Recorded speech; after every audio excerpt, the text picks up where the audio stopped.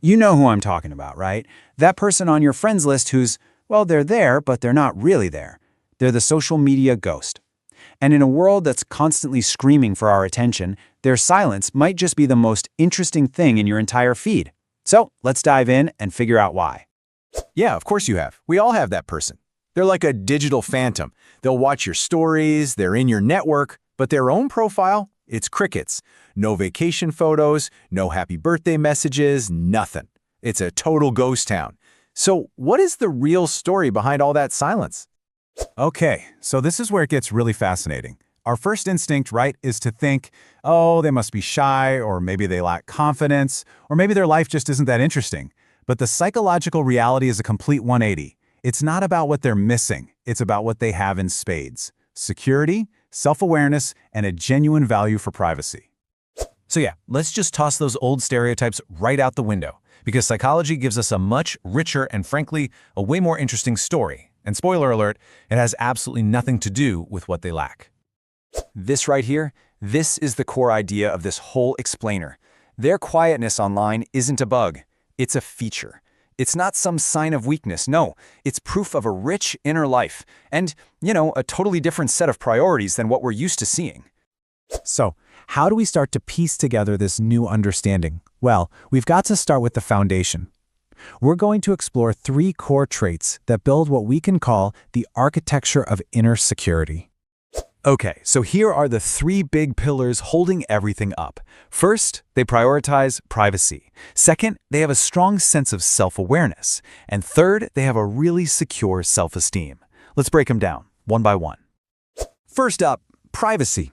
For the social media ghost, their mind is kind of a sacred space. It's not that they're antisocial, not at all. It's more like they're the bouncer for their own peace of mind.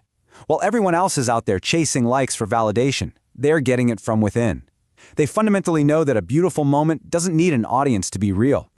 And yeah, there's actually a psychological term for this. It's called a high privacy orientation, which is, just a fancy way of saying they want to be the author of their own story. In a world that tells us to share everything, that's actually a pretty powerful act of self-preservation. All right, trait number 2, and this one builds right on top of the first one: strong self-awareness. People who are quiet online often have a really solid grip on who they are. They've done the work, they know their own values, they've set their own goals, and they're definitely not waiting for a notification to tell them they're on the right path. This basically makes them trend-proof and immune to that toxic comparison trap. And you guessed it, there's a term for this too. It's called self-concept clarity. The best way to think about it is like having this super sharp 4K high-definition picture of your inner self. And when that picture is that clear, you don't really feel the need to take 1,000 selfies just to find the right angle. And all of that leads us right to our third and final pillar: secure self-esteem. Now, we're not talking about that fragile, look-at-me kind of confidence that needs constant fuel. Nope, this is the real deal. It's a quiet strength that doesn't need an audience. They're not posting to prove they're happy. They're just happy. And get this, psychologists find this kind of secure self-esteem is linked to way less anxiety and a much stronger focus on actually achieving goals in the real world. Okay, so we've covered the internal stuff, right? That foundation of inner security. Now let's switch gears and look at how they actually see the digital world. Because this isn't just a random feeling they have. It's a cold, hard, conscious choice. And it really all boils down to 2 things. 1, they're deep thinkers, and 2, they completely understand that so much of what they're seeing online is just a performance. So what does it even mean to be a deep thinker today in a world of instant hot takes? Well, it means they're introspective. They actually pause, they reflect, they think before they type. So on the rare occasion they do post something, you can bet it has some real substance.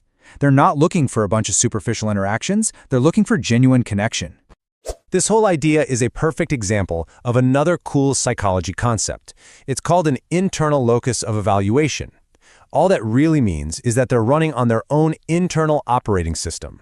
Their sense of worth comes from their own scorecard, not from the shifting opinions of the online crowd. And honestly, that's what it all comes down to. This isn't an accident. It's a choice, a very conscious one.